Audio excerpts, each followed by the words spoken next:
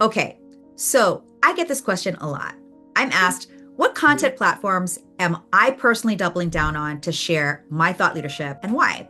Another way that you can look at this is asking yourself, what lead generation strategies, AKA platforms, am I investing in time, energy, and money to double down on that will help build my thought leadership brand as well as, sell my programs and products that are related to my expertise in thought leadership. I want to talk about the three main platforms that not just I'm using and focusing on, but that we are recommending to all of our clients in the Thought Leadership Collective. Because first, let's admit, if you're watching YouTube right now, you're watching YouTube because you like this platform. You see this platform as a place where you can get information, knowledge, instructions. You might be entertained by some of the personalities on YouTube. It's all about knowing the platforms where your audience is. And so if I'm filming on YouTube right now and you're watching me right now, obviously YouTube is one of those channels. This is the kind of work we're doing inside the Thought Leadership Collective, or TLC. We're not just teaching strategy to publish a book. We're building resilient, personalized brands that actually stand the test of time. If you want to be invited to our next open house and learn all about it, subscribe to the Brandcast newsletter. The link is in the description down below. YouTube is the most obvious reason, but also can come with a lot of the barriers, concerns, and fears that come with showing up on video. Actually, if you asked my YouTube team, they would tell you that YouTube is the most uncomfortable platform that I've ever invested in, but that's also why it's the most important for my thought leadership brand. Because when I'm talking to you, you can see my face. You can see my facial expressions. Now this is probably being edited, so you can probably imagine that I've actually messed up and said a lot and all the things. And so these are all barriers that I personally also relate to when I say you need to be on YouTube to build your thought leadership brand. But it's not the fear, folks. It's the way that people will start to learn and trust you.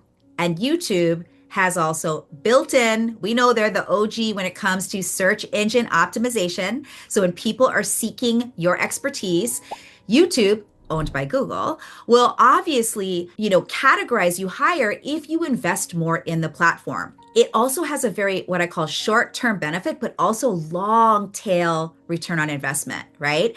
And so we tell all of our clients in the Thought Leadership Collective that YouTube is a platform to be able to express your expertise, and it doesn't disappear in the interwebs with all the other competing platforms. And I would say that on YouTube, I feel truly like you can be yourself the most because you can also edit the platform, right? When you do a live on Instagram, which I do too, but when you do a live on Instagram, unless you pull the video down and then you edit it all up and then you reload it, it doesn't have the same preference on the algorithms of when you do lives and you do reels. Also, when we think about thought leadership and expertise, most people who are seeking your wisdom and expertise aren't really going to Instagram for that.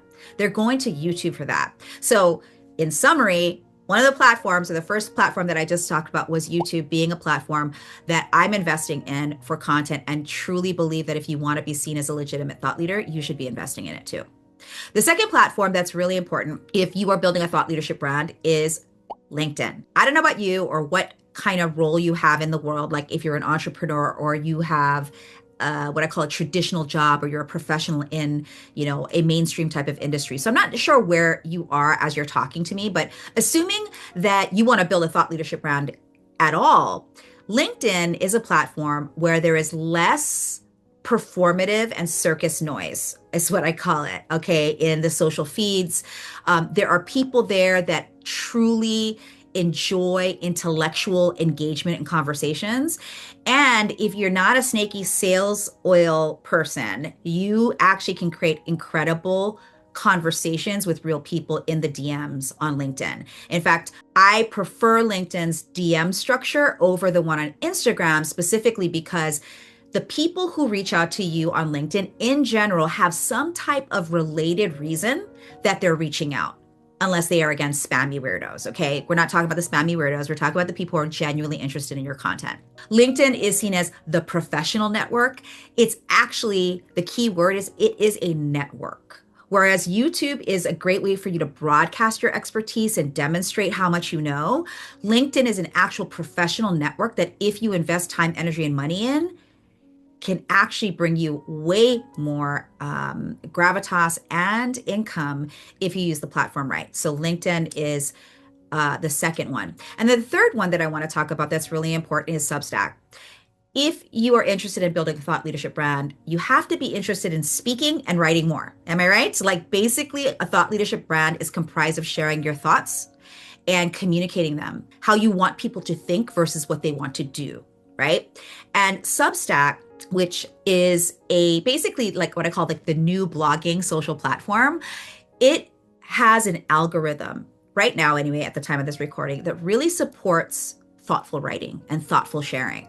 And the community itself is less about keeping up with the social media Joneses and more about sharing and comparing intellectual notes, humanities-based conversations, even if you're interested in learning more about the human relationship with the era of AI, which is something we really talk about in the Thought Leadership Collective.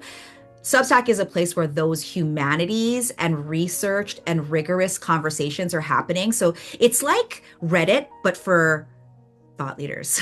And so I really like Substack for that reason. So those are the three platforms that I am investing in this year and going forward, and also recommend that if you want to be seen as a thought leadership brand, then you should consider them too. And we show you how to create the strategies that actually go into those platforms so that you're not wasting any of your precious time and energy, instead helping other people see things differently through your lens.